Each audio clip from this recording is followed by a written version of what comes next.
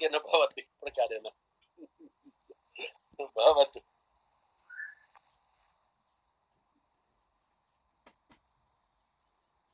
कति जनाः सन्ति अधुना? वयं 6 जनाः स्मः। इदानीं 7 अभवत्।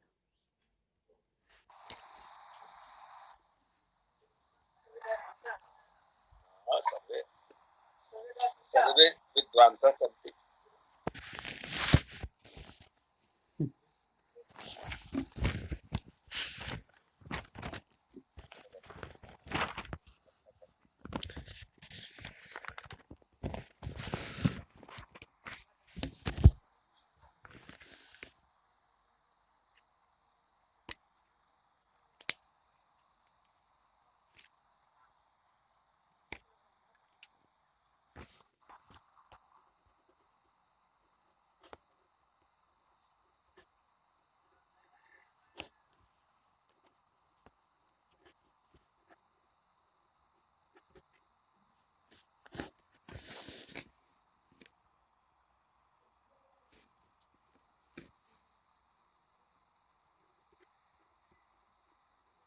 भवतु, आरम्भं करोतु।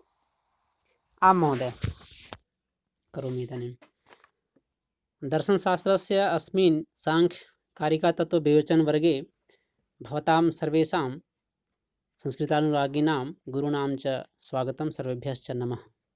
इदानीम् अस्य वर्गस्य प्रारम्भे अहम् अद्यतनं मङ्गलाचरणं कर्तुं श्रीमन्तं शुभङ्करपाण्डेयमहोदयं निवेदयामि। अनेन महोदयेन वयं परिचिताः एव। एषः महोदयः विनोबा भावे विश्वविद्यालयतः एव अस्ति। पुनः एकस्मात् महाविद्यालयात् शिक्षाशास्त्री इति कुर्वन् अस्ति महोदयः।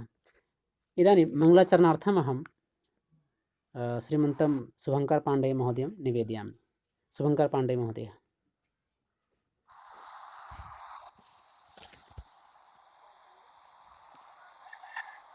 गुरुभ्यो नमः।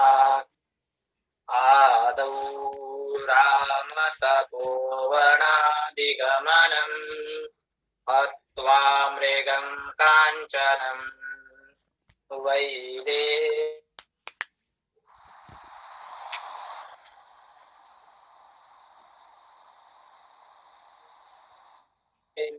बाली निग्रहणं समुद्रतरणं लङ्कापुरी दाहनम् पश्चात् रावणकुम्भकर्णहननम् एतद्विरामायणम् नित्यानन्दकरी वराभयकरी सौन्दर्यरत्नाकरी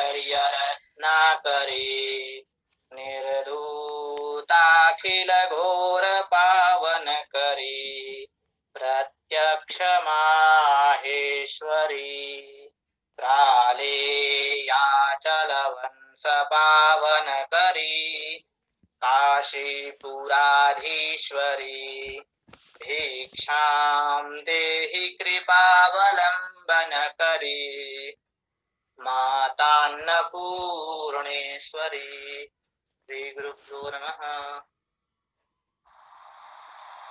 आं धन्यवादः महोदयः। इदानीम् अस्य साङ्ख्यकारिकातत्त्वविवेचनवर्गस्य प्रारम्भे अहम् अद्यतनव्याख्यानस्य कृते आचार्यान् महोदयान् सादरं प्रार्थयामि। श्रीमन्तः महोदयः।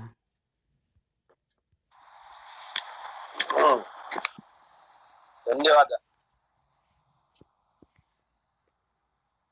अधुना यः तु एषः कार्यक्रमः न जातः आसीत्। वस्तुतः अहं कुत्राप्यन्यत्र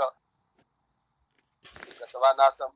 मासत्रयानन्तरम् अहं बहिः गतवान् आसम्। भवतु। परह्यः सत्कार्यवादस्य विवेचनं जातम्। सत्कार्यवादः एव सांख्यदर्शनस्य आधाररूपेण अस्ति। येन सत्कार्यवादेनैव सांख्यदर्शनस्य सिद्धान्तानां सिद्धिः भवति। सर्वत्रापि येन केनापि प्रकारेण सत्कार्यवादः संलग्नः भवत्येव। अस्तु, अग्रे अधुना सरामः। अस्माभिः यथा दृष्टमस्ति यत् व्यक्ताव्यक्तज्ञ विज्ञानम् अस्ति सांख्यदर्शनम्। व्यक्त पदार्थ, अव्यक्त पदार्थ, यः पदार्थ।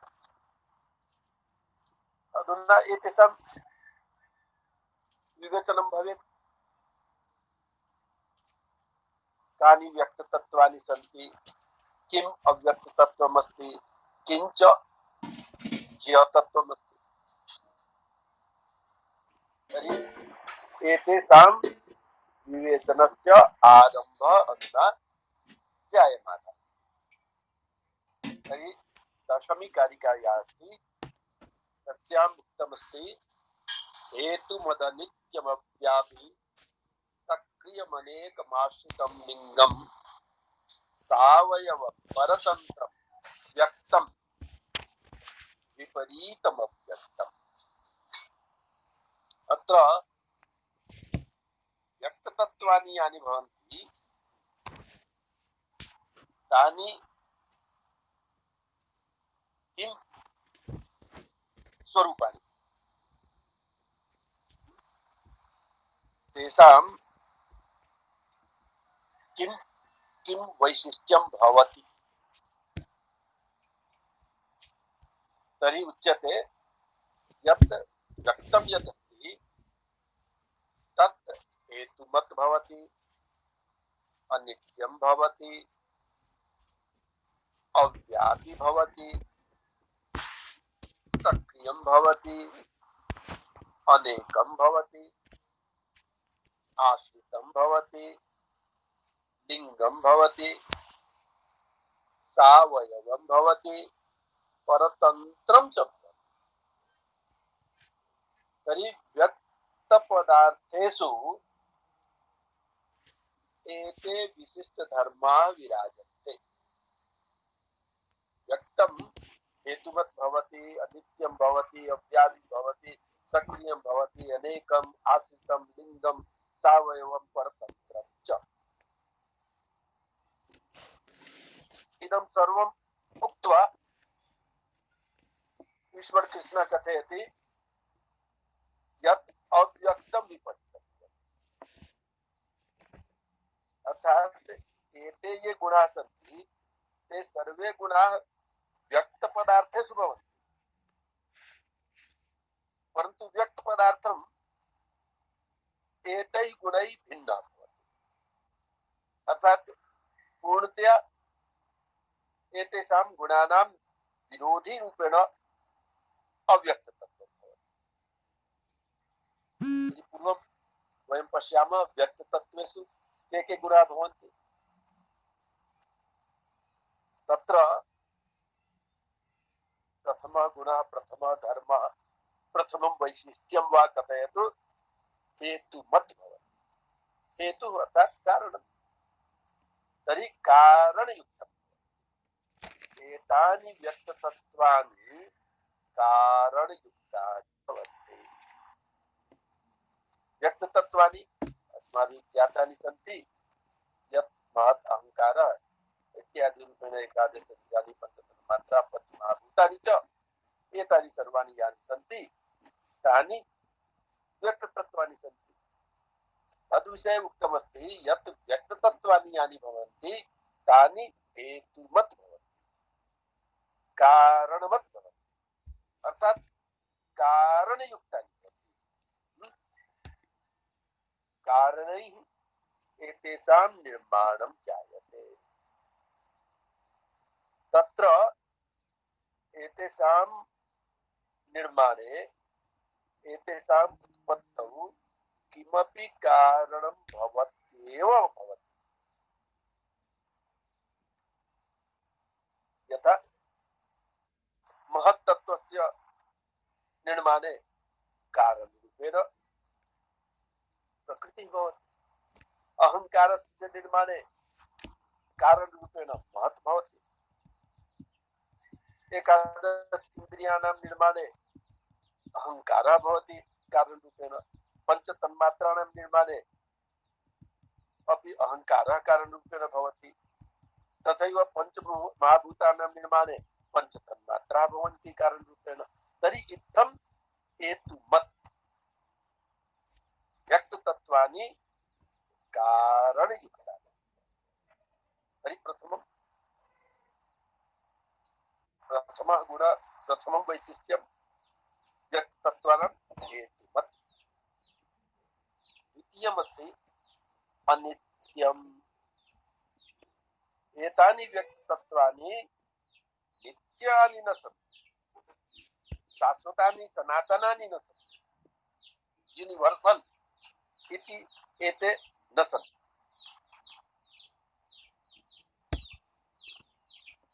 कथं न सन्ति? यतोहि तेषां लयः जायते। अस्माभिः इदं ज्ञातमस्ति यत् नित्यतत्त्वरूपेण प्रकृतिः अस्ति, पुरुषः च अस्ति। अब प्रकृतितः यानि तत्त्वानि उत्पद्यन्ते तानि क्रमशः लीयन्ते। महाभूतानि पञ्चतन्मात्राः एकादश इन्द्रियाणि च अहङ्कारे, अहङ्कारः महत् तत्त्वे, अमहत् च प्रकृतौ विलीयते। इत्थं नित्यं तु न सन्ति। नित्यं यदि भवेयुः तदा तु तेषां समाप्तिः न भवेत्। अतएव उच्यते अनित्यम्। तर्हि एतानि त्रयोविंशतिः तत्त्वानि अनित्यतत्त्वानि भवन्ति। पुनश्च अव्याप्ति अर्थात पूर्णतया व्यापकरूपेण न भवन्ति। व्यापी अर्थात व्यापक, व्याप्नोति, सर्वं यत् व्याप्नोति तथा न भवन्ति। महत्तत्त्वं बुद्धिं वाप्नोति। एकम् इन्द्रियम् एकस्य इन्द्रियस्य बोधं करोति। पंचमहाभूतेषु एकं महाभूतम् एकस्य विषयस्य व्याप्तिं करोति। अतएव व्यक्ततत्त्वानि यानि सन्ति तानि पूर्णतया व्यापकानि सन्ति। एतानि व्यक्ततत्त्वानि सक्रियाणि भवन्ति, सक्रियताम्।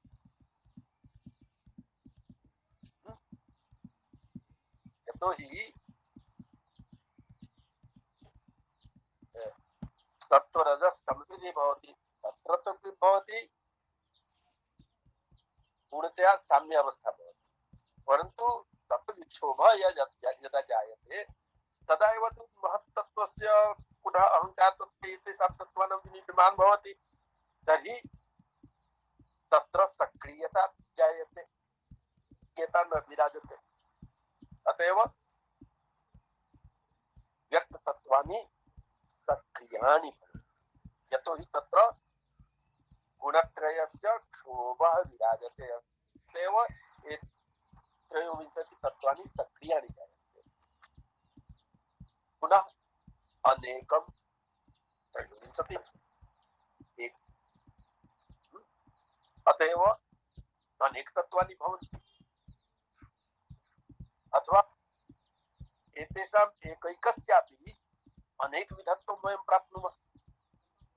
महत्तत्त्वस्यैव जीवेषु भिन्न भिन्न महत्तत्वं भवति, बुद्धितत्वं भवति, अहंकार तत्वं भिन्न भिन्न रूपेण भवति विभिन्नेषु जीवेषु।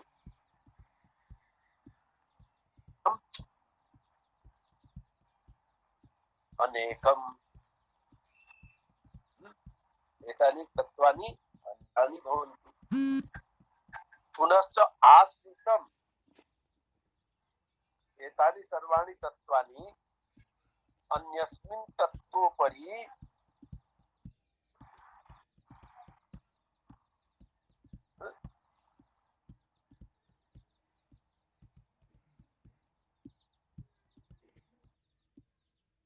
आश्रितानि अपि सन्ति सन्ति लिङ्गम् इत्यस्य तु अहम् उल्लेखः कृत्वा एव यत् लीयन्ते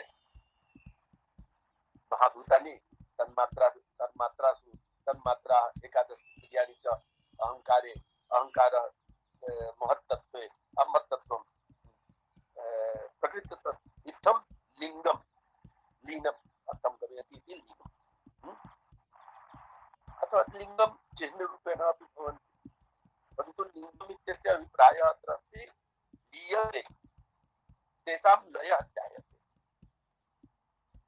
अथवा चिह्नरूपेण अपि यदि वयम् अर्थं कुर्मः तदा लिङ्गम् इत्यस्य चिह्नमपि अर्थः भविष्यति तर्हि लिङ्गरूपेणापि चिह्नरूपेणापि एतेषां सर्वेषां दर्शनं भवति पुनः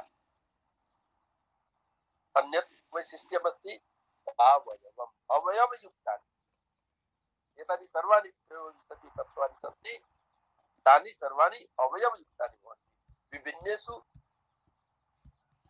सांख्यदर्शनम् अग्रे अस्य विवेचनं भविष्यति यत् सांख्यदर्शनं कथयति यत् प्रतिपुरुषं प्रतिजीवम् आत्मतत्त्वं भिन्नं भवति इत्थमेव प्रति अवयवेषु भिन्न भिन्न रूपेण व्यक्ततत्त्वानि विराजन्ते अतएव सावयवम् अपि कर्तव्यमस्ति पुनश्च एते स्वतन्त्ररूपेण न भवन्ति परतन्त्ररूपेण भवन्ति एतानि महाभूतानि परतन्त्रतया तन्मात्रादिभिः प्रेरिताः भवन्ति तन्मात्रा अहङ्कारेण अहङ्कार महत्तत्वेन इत्थं सर्वे महत्तत्वं च प्रकृतितया प्रेरितः भवति अतएव एते सर्वाणि तत्त्वानि परतन्त्राणि अपि सन्ति एकेनैव वाक्येन अंशेन अत्र उक्तमस्ति यत् अव्यक्तम् एभिः गुणैः विपरीतं भवति अर्थात् व्यक्ततत्त्वानि इत्थं भवन्ति परन्तु अव्यक्तत्वं केवलम् एकम् अव्यक्तं भवति प्रधानं प्रकृतिः वा केवलम् एका प्रकृतिः तर्हि तत् अव्यक्तं भवति अहेतुमत् भवति हेतुमत् न अनित्यं न नित्यं भवति अव्यापी न व्यापी भवति व्यापकं भवति सक्रियं न निष्क्रियं भवति अनेकं न एकम् अस्ति आश्रितं न अनाश्रितम् अस्ति लिङ्गं न लीनं न भवति अथवा चिह्नरूपं रूपेणापि नास्ति पुनश्च सावयवं नास्ति निरवयम् अस्ति परतन्त्रं नास्ति अपितु स्वतन्त्रम् अस्ति इत्थं व्यक्तत्वानि एतानि भवन्ति एकैकस्य विवेचनं यदा वयं कुर्मः तदा अस्य स्पष्टीकरणं भवितुमर्हति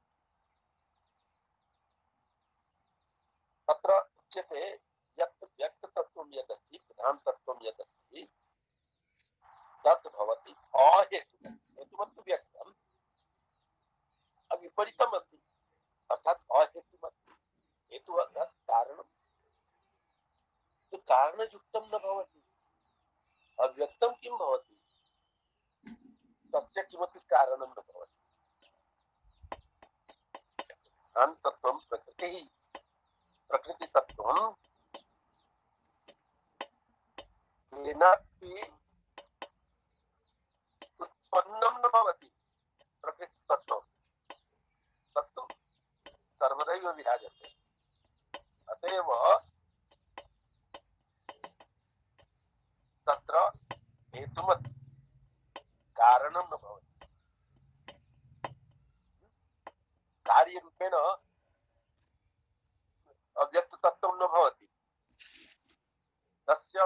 उत्पादने किमपि हेतुरूपेण न भवति, अत एव अहेतुमत्।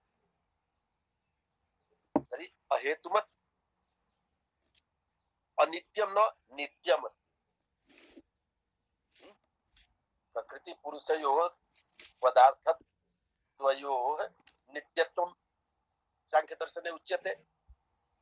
अतएव अनित्यस्य अभावः अर्थात नित्यता।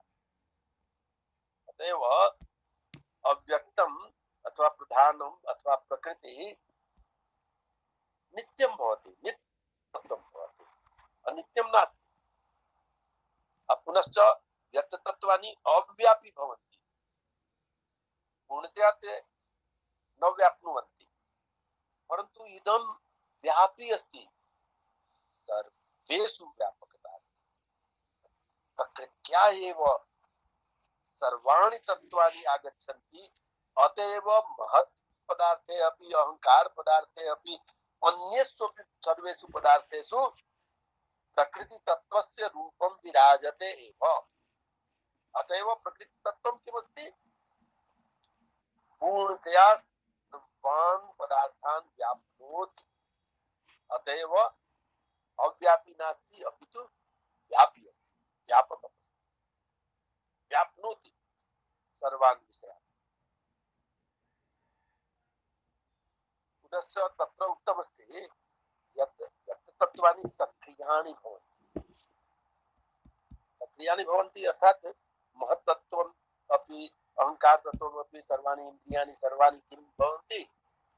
तत् सक्रियरूपेण किमपि कार्यं कुर्वन्ति। एषः प्रश्नः आगच्छति, तर्हि किं प्रकृतिः सक्रिया नास्ति, सक्रियरूपेण कार्यं न करोति? तर्हि कथं उत्पत्तिः भविष्यति? तत्र उच्यते यत् प्रकृतेः तु सामान्या परिभाषा अस्ति। सा एव परिभाषा प्रकृतितत्त्वस्य। का परिभाषा? सत्त्वरजस्तमसां साम्यावस्था। तर्हि गुणत्रयं पूर्णतया समानभागेन विराजते। तर्हि तत्र किमस्ति?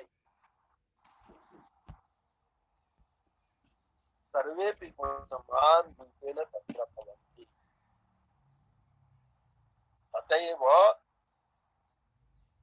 प्रकृतिः स्वयं सक्रियरूपेण कार्यं न करोति, सा विराजते। परन्तु यदा तत्र क्षोभः जायते तदा महत्तत्त्वादि तत्त्वानि यानि सन्ति ते कार्यं कुर्वन्ति। अति भवति प्रकृतितः, तु प्रकृति स्वयं निष्क्रियरूपेण सक्रियता आगच्छति। महत्तत्त्वे अहंकार तत्त्वे अन्येषु तत्त्वेषु च सक्रियता भवति। कथं सक्रियता भवति? यतो हि तत्र गुणत्रयस्य सन्निवेशः जायते। परन्तु गुणत्रयं तत्र तु अस्ति, प्रकृतितत्त्वे गुणत्रयम् अस्ति, परन्तु गुणत्रयं समानभावेन भवति। तत्र त्रयाणां गुणानां मध्ये न्यूनता अधिकता च नास्ति। न्यूनता अधिकता कुत्र अस्ति? महदादितत्त्वेषु न्यूनता अधिकता आधिक्यम् इत्यादिकं विराजते। अतएव प्रकृतिः तत्त्वं यत् अथवा तत्त्वं सक्रियं न भवति, अपितु निष्क्रियं भवति। अपरश्च अनेकं न भवति, एकं तत्तु स्पष्टमेव अस्ति। यत् तत्र तु त्रयोविंशतिः सन्ति, अत्रयोविंशत्यपि महत्तत्त्वं भिन्नेषु भिन्नेषु जीवेषु भिन्नभिन्नरूपेण अस्ति। अहंकार तत्त्वं भिन्नेषु भिन्नेषु जीवेषु भिन्नभिन्नरूपेण अस्ति, परन्तु प्रकृतिः तु एका एव। तत्र अनेकता नास्ति। पुनश्च व्यक्ततत्त्वानि आश्रितानि भवन्ति। तेषां आश्रयः भवति। आश्रय अर्थात् आधारः। ते आधारत्वेन कल्प्यन्ते। प्रकृतिः आधाररूपेण भवति तदा महदादितत्त्वानां निष्पत्तिः भवति। परन्तु प्रकृतिः निराश्रिता भवति। सा आश्रिता न भवति। तस्याः आश्रयः नास्ति। सा तु नित्यमेव विराजते। अतएव सा आश्रययुक्ता न भवति। स्वयं आश्रययुक्ता न भवति। आश्रयं ददाति। अतएव अनाश्रिता। आश्रितं न निराश्रितम्। पुनश्च लिंगम लीनम अर्थम गमयति इति लिंगम अर्थात ये लीनाः जायन्ते परन्तु प्रकृति न लीयते। प्रकृति तु सर्वदा विराजते। अतएव लिंगमपि नास्ति। अथवा चिह्नं लिंगम अर्थात चिह्नं यदि अर्थं कुर्मः तर्हि प्रकृति इत्यस्य विषये पूर्वम् उक्तमस्ति सौक्ष्म्यात् तदनुगुणम्। अतीव सूक्ष्मता अस्ति। तर्हि सूक्ष्मता अस्ति तर्हि तस्य तु रूपं दृश्यते एव नहि। अतएव कीदृशं भवति अस्य ज्ञानम् इति। अतएव लिङ्गविहीनम् अस्ति अर्थात् चिह्नविहीनम्। तर्हि लिङ्ग इत्यस्य यदि अर्थद्वयं कुर्मः तर्हि अर्थद्वये अपि अस्य प्रायः प्रकृतिः भविष्यति। इत्थं लिङ्गं नास्ति अलिङ्गम् अस्ति। अस्य कुत्रापि लीनता भवति। तथैव अग्रे अस्ति अवयवम्। अवयवयुक्तं नास्ति। इदं तु निरवयम्। एका एव अस्ति। प्रकृतिः एका। प्रधानम् एकं तत्त्वम्। अतएव तस्य अवयवानि न भवन्ति। यदा महत् इत्यादयः भवन्ति तेषु अवयवाः भवन्ति। प्रकृति इत्यत्र सावयवता नास्ति अपितु तत्र निरवयवता अस्ति। पुनश्च व्यक्ततत्त्वानि परतन्त्राणि भवन्ति। परन्तु प्रकृतितत्त्वं परतन्त्रं नास्ति अपितु स्वतन्त्रं। सा स्वतन्त्ररूपेण कार्यं करोति परन्तु केनापि सा नियन्त्रिता न भवति। तत्त्वं प्रकृतितत्त्वे नियन्त्रिता भवति। नियन्त्रितं भवति प्रकृतितत्त्वं महत्तत्त्वम्। अहङ्कारतत्त्वं महत्तत्त्वेन नियन्त्रितं भवति। इत्थं तत्र तत्र नियन्तारूपेण कोऽपि विराजते परन्तु प्रकृतितत्त्वे नियन्तारूपेण कोऽपि न विराजते। अतएव विपरीतम् अव्यक्तं यत् भवति तत् विपरीतं भवति। अर्थात् व्यक्ततत्त्वेषु एते गुणाः भवन्ति परन्तु अव्यक्तं यत् भवति तत् एभिः गुणैः पूर्णतया भिन्नः भवति। अतएव एकस्यामेव कारिकायां व्यक्ततत्त्वस्यापि विवेचनं जातम् अव्यक्ततत्त्वस्य। केवलम् ईश्वरकृष्णेन एतावदेव उक्तं विपरीतम् अव्यक्तम्। अर्थात् प्रधानतत्त्वं प्रकृतितत्त्वम् अथवा अव्यक्ततत्त्वं व्यक्ततत्त्वानां ये गुणाः भवन्ति तैः गुणैः विरहितः भवति। इत्थम् अस्यां कारिकायां द्वयोः मध्ये कानि भेदतत्त्वानि भवन्ति तेषां विवेचनमस्ति। परन्तु तत्र पूर्वम् उक्तमासीत् यत् अष्टम कारिकायां यत् महदादितच्च कार्यं प्रकृतिस्वरूपं विरूपं च। यत् प्रकृतिः या अस्ति प्रकृतिः तस्याः गुणं स्वरूपमपि भवति तर्हि विरूपता तु अत्र प्रदर्शिता परन्तु व्यक्ततत्त्वानि अव्यक्ततत्त्वं च द्वयोः मध्ये किं साधर्म्यमपि अस्ति किम् अत्र तु वैधर्म्यम् उक्तं यत् व्यक्ततत्त्वं हेतुमत् भवति परन्तु अव्यक्ततत्त्वम् अहेतुमत् भवति व्यक्ततत्त्वम् अनित्यं भवति परन्तु अव्यक्ततत्त्वं नित्यं भवति इत्थं वैधर्म्यं प्रतिपादितं परन्तु तत्र अष्टम कारिकायाम् उक्तमस्ति यत् यत्र कुत्रापि स्वरूपता अपि अस्ति विरूपता अपि अस्ति विरूपता तु अभवत् परन्तु सारूप्यमपि किमस्ति तर्हि एतस्मिन् विषये अग्रे उक्तमस्ति एकादश कारिकायाम्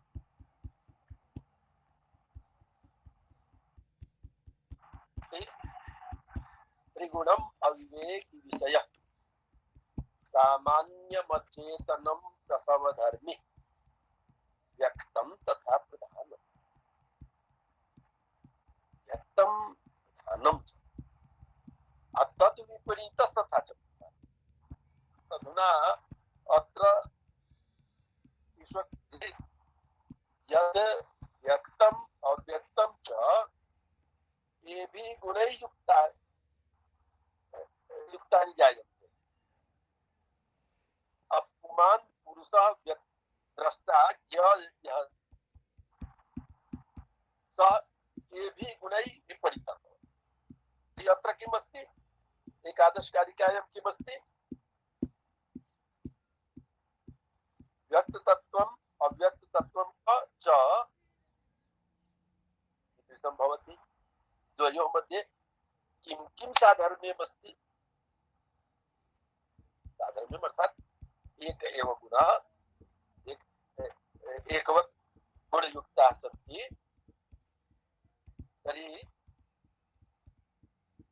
साधर्म्यं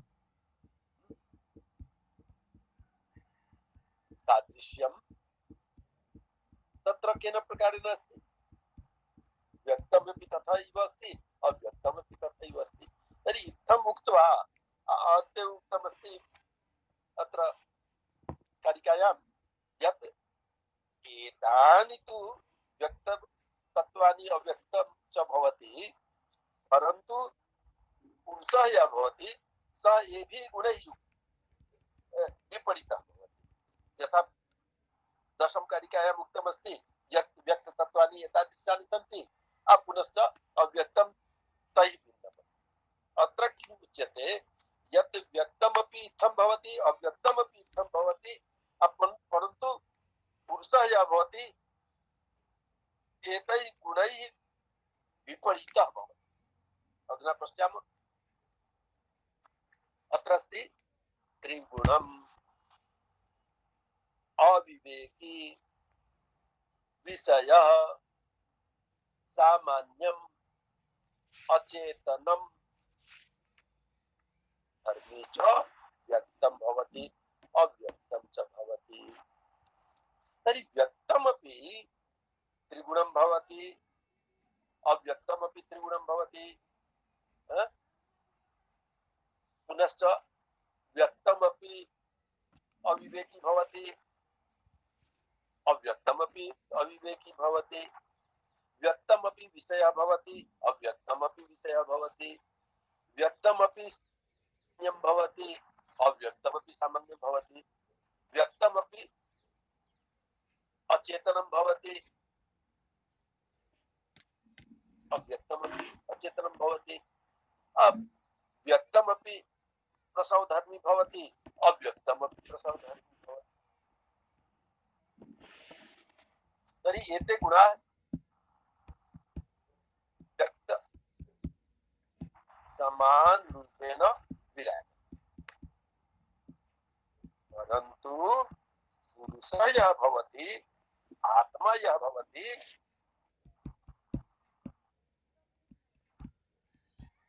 विपरीतः भवति अतएव तद् विपरीत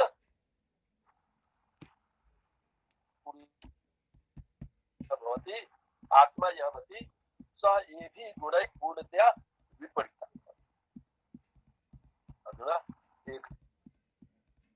एकं प्रश्नः।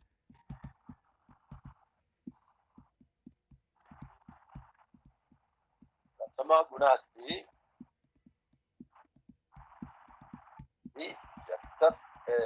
अव्यक्ते प्रधाने वा प्रकृतितत्त्वे वा किं वैशिष्ट्यं भवति तत् तर्हि सत्त्वरजस्तमसां तु उपस्थितिः तत्र अस्ति एव, अत एव त्रिगुणम् अस्ति, त्रिगुणभावः तत्र विराजते। पुनश्च व्यक्ततत्त्वानि ध्यायन्ते तथा तु तेषाम् उत्पत्तिः भवति। भवतु नाम तत्र क्षोभः भूत्वा तत्त्व साम्यावस्था न भवति, क्षोभः जायते, कोऽपि गुणः अधिकः भवति कोऽपि गुणः न्यूनः भवति, परन्तु गुणानां उपस्थितिः तु व्यक्तपदार्थेषु भवत्येव। अत एव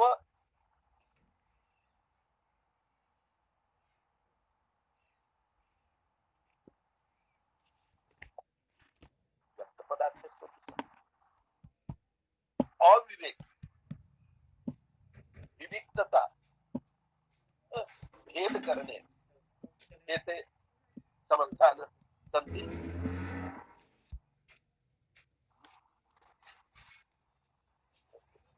यथा प्रधानं स्वतः उच्यते उच्यते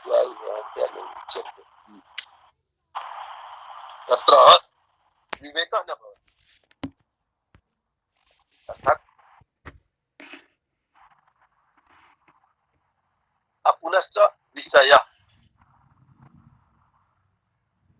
एते व्यक्ततत्त्वानि अव्यक्ततत्त्वं च विषयरूपेण भवन्ति, तेषाम् अभिज्ञानम् इदं भवति यत् एते विषयरूपेण किमपि किमपि भवन्ति।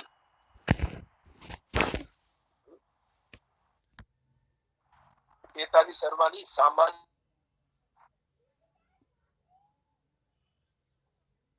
पुनश्च अचेतनरूपेण भवन्ति, चेतनता जडरूपेण एते भवन्ति, कुर्वन्ति उत्पत्तिं कुर्वन्ति।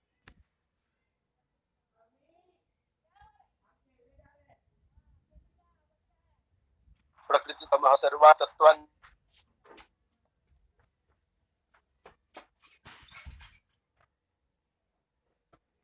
अव्यक्तमपि तथैव भवति,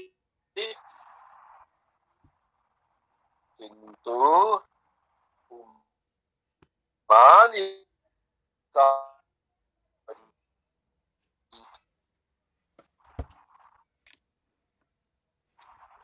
आत्मकता न विराजते। पुरुषः तु त्रिगुणातीतः भवति।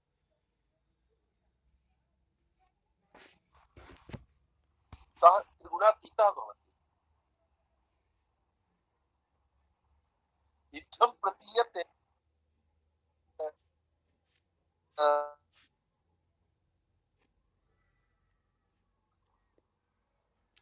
त्रिगुणरहितः तु भवः भवति, पुरुषे न भवति। प्रकृतितः निष्पन्नेषु व्यक्ततत्त्वेषु भवति।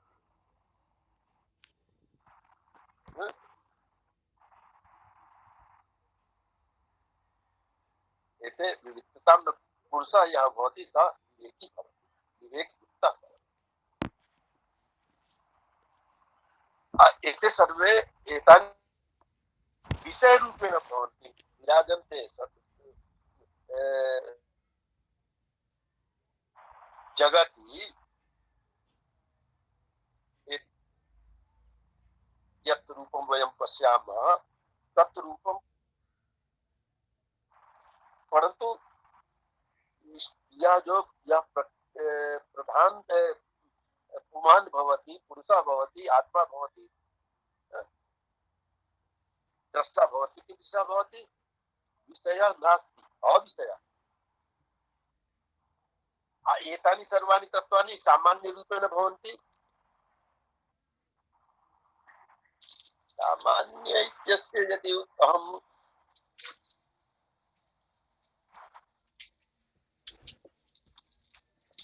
किं हरि ओं महोदय, ध्वनि न आयाति। गच्छति अस्ति ध्वनिः नागच्छति सम्यक्तया न आयाति महोदय, कर्तनं भवति मध्ये मध्ये।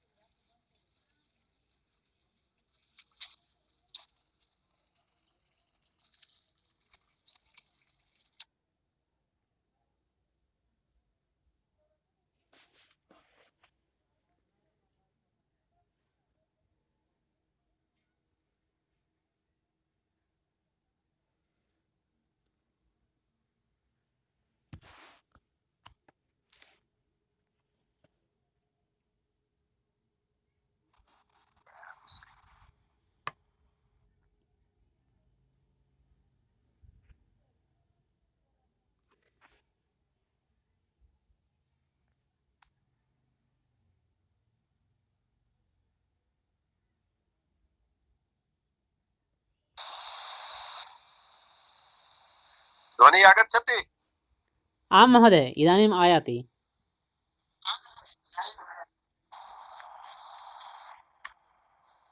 पुनः एकवारं कथयामि यन्त्रस्य यन्त्रणा अस्ति सा तु सह्या भवति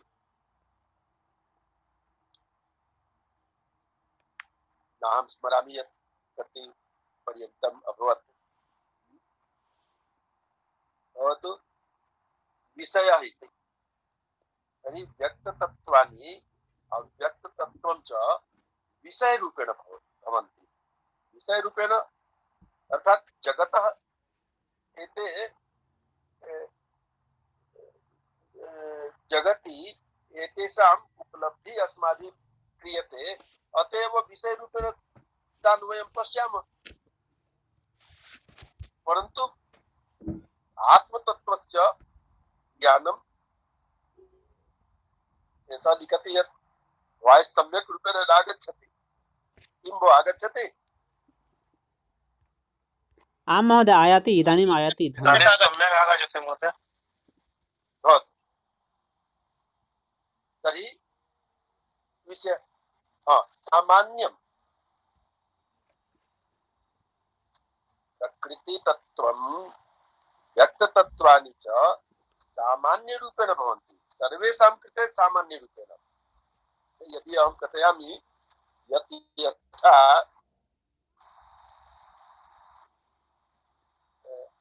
काव्यशास्त्रेषु नायिकायाः विवेचनं भवति तर्हि तत्र विवेचनमस्ति स्वीया परकीया सामान्या च तर्हि सामान्या या भवति सा वेश्या इत्यादिकं भवति तर्हि यथा ताः सामान्याः भवन्ति सर्वेषां कृते तथैव व्यक्ततत्त्वम् अव्यक्ततत्त्वं च सर्वेषां कृते समानरूपेण भवन्ति यद्यपि एषा इदम् उदाहरणं कुत्रापि भवन्तः न प्राप्स्यन्ति परन्तु मम विवेचनम् इत्थमस्ति यत् इत्थमेव प्रकृतितत्त्वं व्यक्ततत्त्वानि च सामान्यरूपेण भवन्ति परन्तु पुरुषतत्त्वं सामान्यं नास्ति अचेतनम् एतानि प्रकृतितत्त्वे यानि ये विषयाः सन्ति ते सर्वेपि जडरूपेण सन्ति परन्तु चेतनं तु केवलं पुरुषः भवति चेतनत्वं तु तत्र विराजते अतएव अचेतनं न अपि तु चेतनम्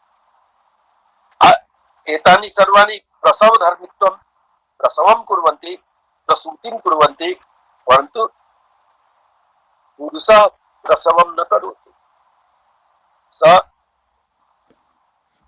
एकत्र विद्यमानः भूत्वा केवलं द्रष्टारूपेण भवति। प्रसवं तु प्रकृतितत्त्वं करोति, व्यक्ततत्त्वानि कुर्वन्ति। अतएव पुरुषतत्त्वं प्रसवधर्मी नास्ति, अपितु अप्रसवधर्मी अस्ति। इत्थं व्यक्तं तथा प्रधानं, व्यक्तं प्रधानं च एभिः गुणैः युक्ताः भवन्ति, परन्तु यः पुरुषः अस्ति सः एभिः गुणैः विपरीतस्वभावेन भवति। अनेन प्रकारेण एकादशी कारिकायां प्रतिपादितम् अस्ति यत् व्यक्तपदार्थेष्वपि अव्यक्ते अपि केचन गुणाः समानरूपेण भवन्ति। पुरुषः च एभिः गुणैः पूर्णतया विपरीतः भवति। दशमी कारिकायाम् आसीत् किं यत् व्यक्तपदार्थाः एभिः गुणैः युक्ताः भवन्ति, परन्तु अव्यक्त पदार्थः पूर्णतया एभिः गुणैः विपरीतः भवति। तर्हि तत्र व्यक्त अव्यक्तयोः मध्ये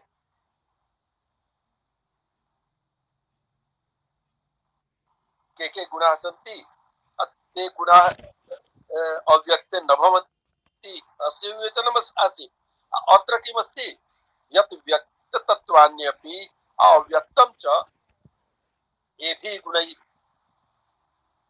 युक्तानि भवन्ति, परन्तु पुरुषः यः भवति, आत्मा यः भवति, सः एभिः गुणैः विपरीतः भवति। इत्थं दशम कारिका एकादश कारिका द्वयोः कारिकयोः मध्ये इत्थं विवेचनं जातमस्ति। अस्तु, अद्य एतावदेव।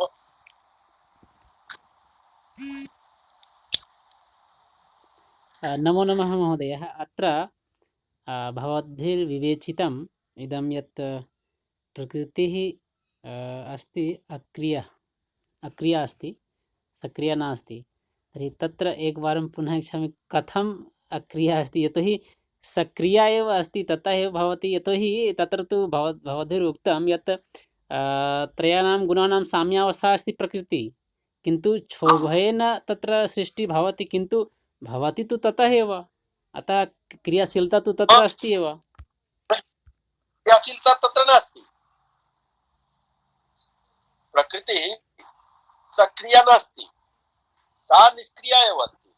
यतोहि प्रकृतिः यावत् पर्यन्तं प्रकृतिः अस्ति तावत् तस्य परिभाषा अस्ति यत् सत्त्वरजस्तमसां साम्यावस्था।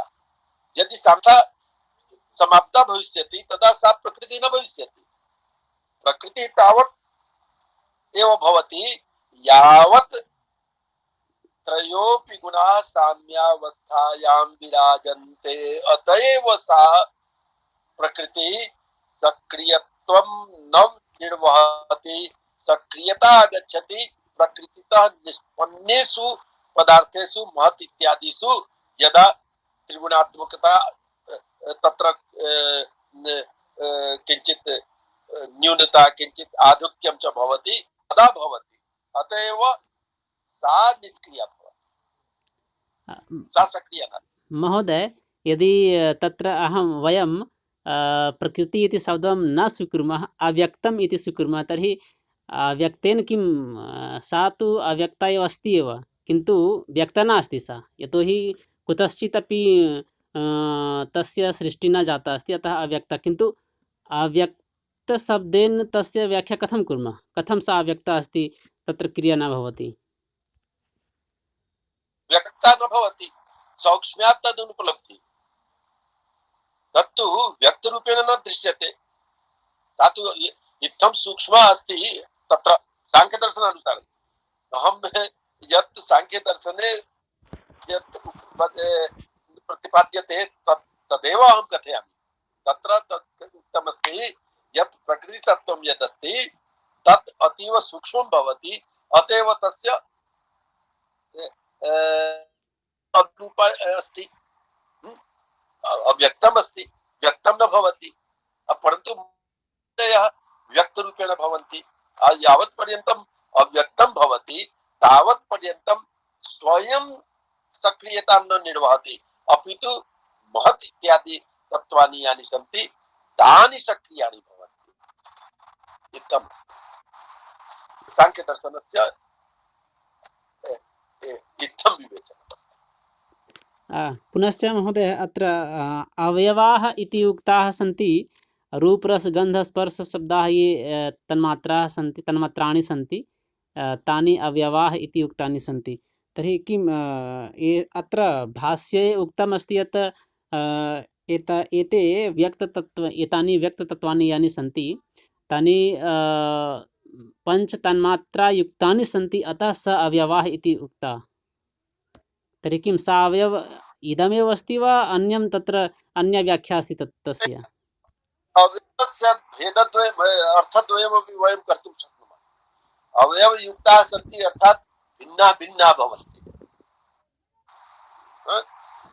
एतेषां विविधा भेदाः भवन्ति, अथवा सावयवं भवन्ति अर्थात् भिन्ने भिन्नेषु जीवेषु भिन्न निवसन्ति। तर्हि इत्थमपि अर्थं कर्तुं शक्यते। भाष्यादिकं बहु मया दृष्टं नास्ति। मम मनसि एकः यः भावः अधुना विराजते तदनुसारमेव अधुना व्याख्यानम् अहं करोमि। यथा मम मनसि संस्काररूपेण विराजते, परन्तु अहं चिन्तयामि यत् अस्य विवेचनं सम्यक् एव अहं करोमि। आं महोदय, तत्र कापि शङ्का न अस्ति महोदय, किन्तु पुनः अत्र यदि अवयव इत्यस्य अर्थः भवति भाग इति पार्ट्, तर्हि एते 23 तत्त्वानि यानि सन्ति तेषु तत्त्वेषु 16 तत्त्वानि एतादृशानि सन्ति येषां येभ्यः पुनः केषामपि तत्त्वानाम् उत्पत्तिः न भवति, अतः तानि तत्त्वानि कथं अवयवयुक्तानि भवन्ति? अवयवयुक्तानि अर्थात् ते भिन्न भिन्न स्थानेषु भिन्न भिन्न रूपेण निवसन्ति, अतएव भिन्न भिन्नेषु पदार्थेषु तत्र भिन्नता भवति। वस्तुतः अग्रे गत्वा यदा पुरुषस्य विवेचनम् अत्र अस्ति, विविधेषु दर्शनेषु पुरुषस्य विवेचनं यथा आत्मनः विवेचनम् अस्ति, यत्र कुत्रापि उच्यते यत् आत्मतत्त्वं केवलम् एकं भवति, परन्तु अत्र सांख्यदर्शने आत्मना बहुत्वं स्थापितम् अस्ति। अतएव अन्येषु जीवेषु भिन्न भिन्न रूपेण आत्मतत्त्वं यदा विराजते तदा एते अवयवाः अपि भिन्न भिन्न रूपेण तत्र विराजन्ते इति अर्थं कर्तुं शक्यते। आं महोदय। पश्यतु, शनैः शनैः एते ते विवेचिताः भविष्यन्ति। जी महोदय, नमो नमः, रामचल। कथयतु महोदय, दशमी कारिकायाम् एतैः महोदयाः विवेचिताः व्यक्तम् अव्यक्तयोः मध्ये भेदाः, परन्तु अग्रे गत्वा एकादशी कारिकायां वदति कि व्यक्त अव्यक्तम् एकमेव अस्ति, पुरुषः भिन्नः अस्ति।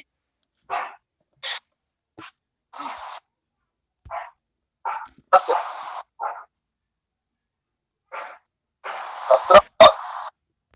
कारिकायाम् अस्ति यत् व्यक्ततत्त्वानि अव्यक्तच्च द्वयोः मध्ये कः भेदः। एकादशकारिकायाम् अस्ति यत् व्यक्ततत्त्वमपि इत्थं भवति, अव्यक्ततत्त्वमपि इत्थं भवति, परन्तु पुरुषतत्त्वं पूर्णतया ये भी गुणैः विपरीतः भवति। दशम कारिकायां व्यक्त अव्यक्तयोः मध्ये भेदः विवेचितः अस्ति, परन्तु एकादश कारिकायाम् अस्ति किं व्यक्ततत्त्वमपि इत्थं भवति अव्यक्ततत्त्वमपि इत्थं, परन्तु पूर्णत्वं एभिः गुणैः पूर्णतया विपरीतः भवति। अनेन प्रकारेण अत्र तर्हि तु तत्र तु एकादशी कारिकायां साम्यम् आगच्छति व्यक्ताव्यक्तमध्ये साधर्म्यम् आगच्छति। तदेव तु अस्ति। तर्हि तत्र अत्र किमर्थं वैधर्म्यं कृतवन्तः? कथं न तत्र तु सामान्यं तर्हि एकमेव स्यात्, तर्हि अव्यक्तस्य उल्लेखः कथं भविष्यति? अव्यक्तं भिन्नं तत्त्वमस्ति, व्यक्तं भिन्नं तत्त्वमस्ति, परन्तु द्वयोः मध्ये साधर्म्यमपि अस्ति यत्र कुत्रापि, अवैधर्म्यमपि अस्ति। यथा यत् गो अस्ति महिषः च अस्ति, द्वावपि पशुस्तः, परन्तु द्वयोः मध्ये साम्यमपि अस्ति वैषम्यमपि तु अस्ति। तथैव अव्यक्तं भिन्नं तत्त्वमस्ति, व्यक्तं च भिन्नतत्त्वानि सन्ति, परन्तु द्वयोः मध्ये साधर्म्यमपि भविष्यति वैधर्म्यमपि भविष्यति। वयं सर्वे मानवाः, तर्हि मासु साधर्म्यमपि अस्ति वैधर्म्यमपि तु अस्ति। महोदय, यथा अहं चिन्तयामि कि प्रकृतेः एतेषाम् उत्पत्ति जातं महदादयास्, तत्कारणमपि तो साधर्म्यं भवितुं शक्नोति। प्रकृतेः एतेषाम् उत्पत्ति जातं त्रयोविंशतितत्त्वानाम् भेदात्, तो तेन कारणात् अपि तो साम्यं भवति। साम्यं न मया ज्ञातं यत् भवती पृच्छति, परन्तु यत्र कुत्रापि साम्यमपि अस्ति यत्र कुत्रापि वैषम्यमपि अस्ति। इत्थं व्यक्ताव्यक्तयोः मध्ये साम्य वैषम्यं प्रदर्शितमस्ति अत्र। पुनश्च व्यक्त अव्यक्त तत्त्वानि एभिः गुणैः युक्तानि भवन्ति, पुरुषः च एभिः गुणैः पूर्णतया विपरीतः भवति। एकादश। महोदय, सर्वसामान्य पुरुषयोः मध्ये का भेदः? सर्वसामान्यः सर्वपुरुषः पुरुषों मध्ये का भेदः? किं न ज्ञातवान्। यथा सर्वपुरुषः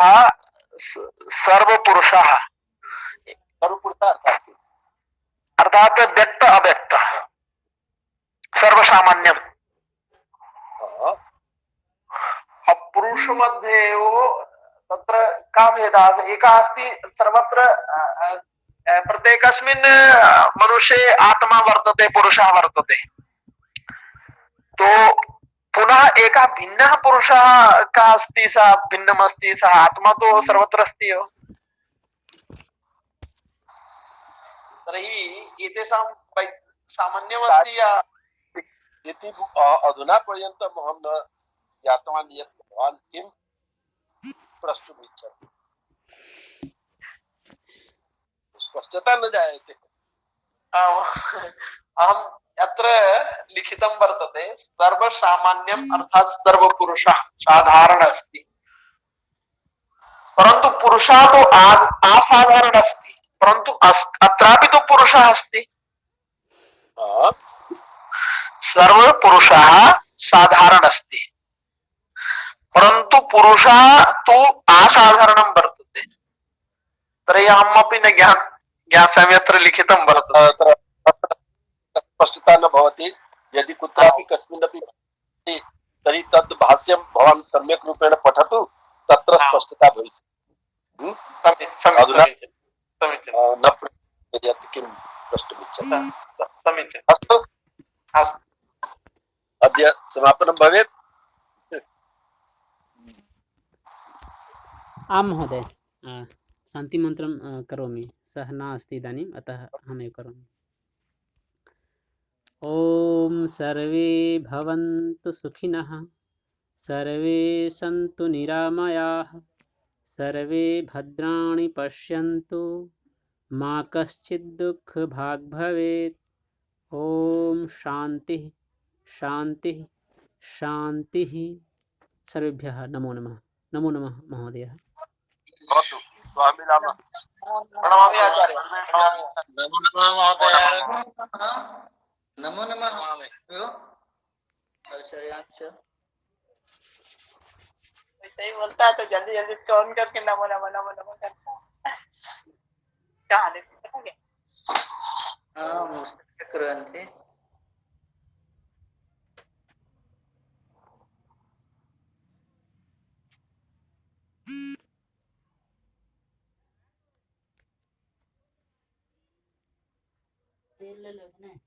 हम्म